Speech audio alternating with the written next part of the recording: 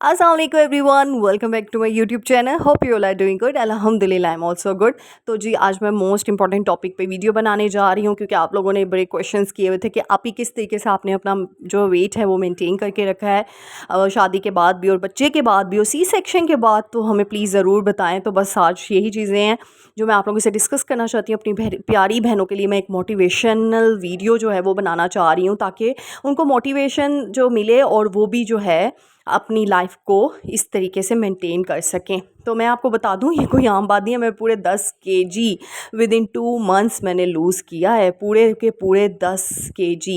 ये कोई आम बात नहीं है, कोई कम वज़न नहीं है। मेरे लिए तो बहुत बड़ा ये चीज़ चैलेंज था और ये मैंने किस तरीके से जो है मेंटेन किया, इसको किस तरीके से कवर किया, मैं आपको पूरी स्टोरी अपनी बताती हूँ। सबसे पहली चीज़ जो मैं आपको पिक्चर दिखाने लगी हूँ, ये देखें, ये वाली पिक्चर मेरी देखें, ये पहले की थी। और यहाँ पे तो मतलब मेरा वेट ओवर वेट हो चुका था। वो भी मैं बताती हूँ किस तरीके से हुआ था। होना नहीं था लेकिन हो चुका था और अब आप लोग मेरी वीडियोस में देख ही रहे हैं अल्हम्दुलिल्लाह कि मेरा वेट कितना हो गया। और अभी भी मैं ट्राई कर रही हूँ, अभी भी मैं लगी हुई हूँ अपने काम पे ताकि मैं और वेट जो है वो रिड्यूस कर सकूँ। अच्छा, सबसे पहली चीज़ जो मैं आपको बता दूँ, जो वेट जब हम रिड्यूस करते हैं या वेट कम करते हैं तो उसके साथ जो मिथ है ना वो आप क्लियर कर लें। पहली चीज़ तो आपने कोई इतनी हैवी स्ट्रिक्टली डाइटिंग नहीं करनी, कोई भी क्रैश डाइटिंग आप छोड़ दें, इससे आपकी सेहत को बहुत ज़्यादा जो है इफेक्ट पड़ता है, बहुत नुकसान। नेक्स्ट चीज़, आपने इतनी हाई वाली एक्सरसाइजेज फ़ौरन ही स्टार्ट कर दिया। अब एक बंदी है, उसने कभी एक्सरसाइज की ही नहीं ज़िंदगी में और वो फ़ौरन जिम चली जाए, वहाँ पे एक्सरसाइजेज टफ से टफेस्ट करना शुरू हो जाए, तो फिर आप खुद ही सोच लें क्या हालात होंगे आपके।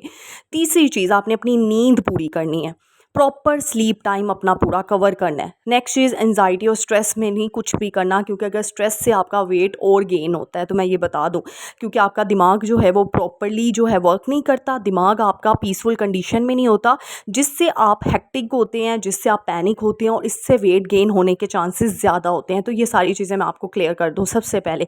तो इनमें से आपने जो जो चीज़ें मैंने बताई, इन पॉइंट्स को ज़रूर नोट करना है। अब नेक्स्ट चीज़ मैं बताती हूँ।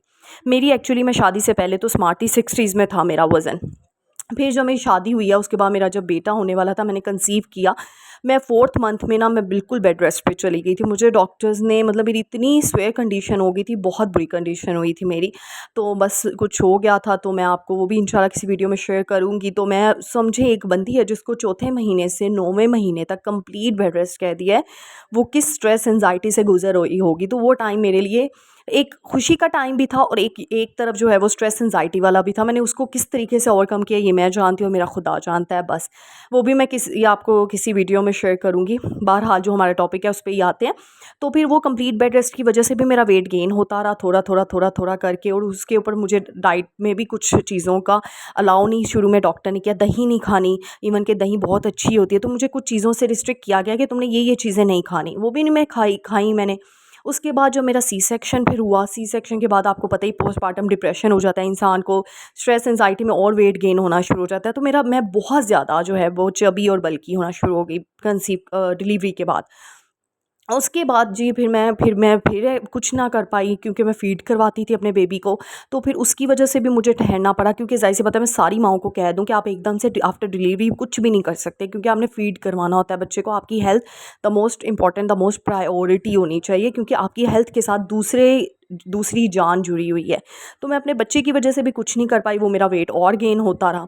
फिर उसके बाद मैंने सोचा, जब मेरे फ़ीड करवाना बंद किया, तो मैंने सोचा अब नाउ इट्स द टाइम, मतलब मेरे अब टाइम आ गया है कि मैं अब कुछ करूँ अपने लिए। तो फिर मैंने किया जी, इंटरमिटेंट फास्टिंग स्टार्ट की। मैंने कोई एक्सरसाइज नहीं की, मैं कोई जिम नहीं गई, मैंने कोई क्रैश डाइटिंग नहीं की। वैसे काफ़ी न्यूट्रिशनिस्ट हैं, मैंने इंस्टाग्राम पे सबसे कांटेक्ट किया, उन्होंने मुझे काफ़ी अच्छे जो हैं वो डाइट प्लान चार्ट जो है वो बना कर भेजे, लेकिन मैं उसमें से किसी को भी फॉलो नहीं कर सकी।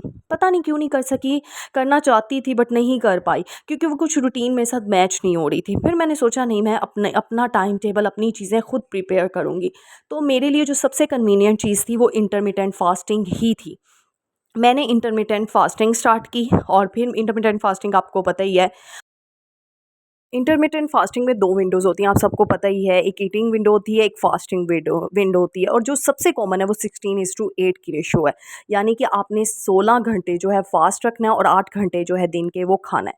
तो बस फिर मैंने इसको अप्लाई किया अपने ऊपर और इस चीज़ को मैं आगे लेके गई। और मैं क्या करती थी, मतलब रात को 8 बजे बस मैंने ख़त्म कर लेना जो भी खाना है, जो भी करना है, उसके बाद कुछ भी नहीं खाना और सुबह 12 बजे फिर मेरा जो है ब्रेकफ़ास्ट होता था। उसके अलावा मैं बीच में, हाँ, सिर्फ़ फ़ास्टिंग के ड्यूरेशन में आप सिर्फ़ पानी पी सकते हो और कुछ भी नहीं खा पी सकते। और बाकी जो है वो उसमें मैं हेल्दी डाइट लेती थी। मतलब मैंने फुल क्रैश डाइट नहीं की। जैसे सुबह का नाश्ता जो थी वो मैं ब्राउन ब्रेड शुरू कर दी और साथ में बॉयल एग स्टार्ट कर दिए। और चाय वैसे भी मैं इतनी नहीं पीती, बस थोड़ी-सी पीती हूँ, लेकिन विदाउट शुगर। मैंने यानी कि शुगर छोड़ दी अपनी लाइफ़ से।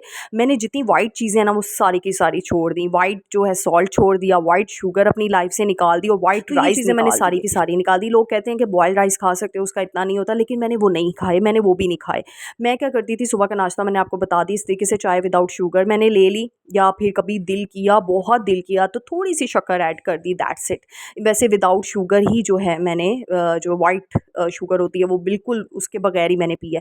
दोपहर को मैं सैलेड या तो चना सैलेड बना लेती थी या फिर सिंपल जो सैलेड होता है वो ले लेती थी, इनटेक कर लेती थी, या फिर मैं उसके साथ कभी अल्टरनेट डेज़ पे मैं आधी रोटी और जो भी घर में सालन बना होता था वो, या रायता कभी ले लिया करती थी, क्योंकि ज़ाहिर-सी बात है प्रोटीन, कार्बोहाइड्रेट और लिपिड्स की पोर्शन जो है आपके बॉडी में अच्छे से वो मिक्स एंड मैच होगा, तब जाके ही आपकी हेल्थ मेंटेन रहेगी। तो मुझे ये भी चीज़ें देखनी थी, क्योंकि हम होम मेकर हैं, हाउसवाइफ हैं, हमने घर भी सँभालना है, तो ये सारी चीज़ें मेरे ऊपर थी और मैं नींद प्रॉपर लेती एंड थी घर के बिलीव काम। मी, अच्छा, एक्सरसाइज मैंने इतनी टफ नहीं की। मैंने सिर्फ मॉर्निंग वॉक स्टार्ट कर दी और रात को मैं वॉक करती थी, यानी मैंने वॉक किया है हाफ एन आवर, ज़्यादा से ज़्यादा। पहले स्टार्टिंग तो मैंने 10-15 मिनट की, फिर आहिस्ता आहिस्ता करके मैं 1 घंटा ले जाती थी वॉक को।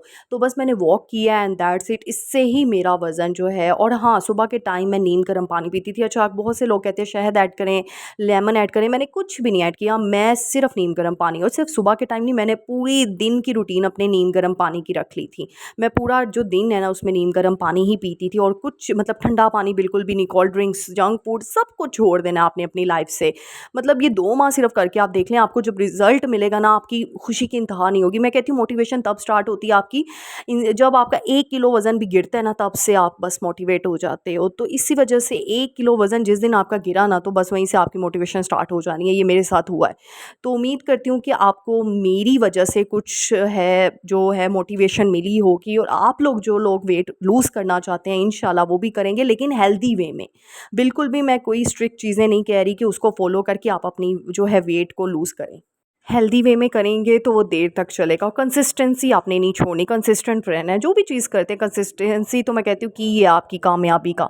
तो अगर आप इसमें भी कामयाब होना चाहते हैं तो कंसिस्टेंट होके आपने मेहनत करनी है, तो इंशाल्लाह अल्लाह ताला आपको इसका सिला देगा। लेकिन अपनी सेहत फर्स्ट प्रायोरिटी पे हमेशा रखनी है, क्योंकि अल्लाह ने ये भी हमें इसकी हिफाजत की ज़िम्मेदारी हमारे ऊपर है। तो इसलिए क्रैश डाइटिंग, क्रैश एक्सरसाइजेज़, इन सारी चीज़ों से ना छुटकारा पाकर तो आप अपनी आसानी में किस तरीके से वेट लूज़ कर सकते हैं, जिस तरीके से मैंने किए 2 माह में। और इंशाल्लाह मैं आगे वाले 2 मंथ्स का मैंने और टारगेट लिया है। अब की वीडियोस आप देख लें और नेक्स्ट आफ्टर 2 मंथ्स आप मेरी वीडियोस में कंपैरिजन खुद देखेंगे। तो उम्मीद करती हूँ आपको ये वीडियो आज की जो है काफ़ी ज़्यादा मोटिवेशन मिली होगी मेरी बहनों को, और आज से ही अपना, क्योंकि वेट गेन करना ना, वेट बढ़ना बहुत सी बीमारियों की एंट्री है। तो इस वजह से भी बीमारी भी है और इंसान स्ट्रेस में भी चला जाता है। तो उम्मीद करती हूँ आपकी वीडियो पसंद आई होगी। अगर पसंद आई है तो लाइक शेयर सब्सक्राइब करना मत भूलिएगा। मिलते हैं नेक्स्ट वीडियो में। टिल देन अल्लाह हाफ़िज़।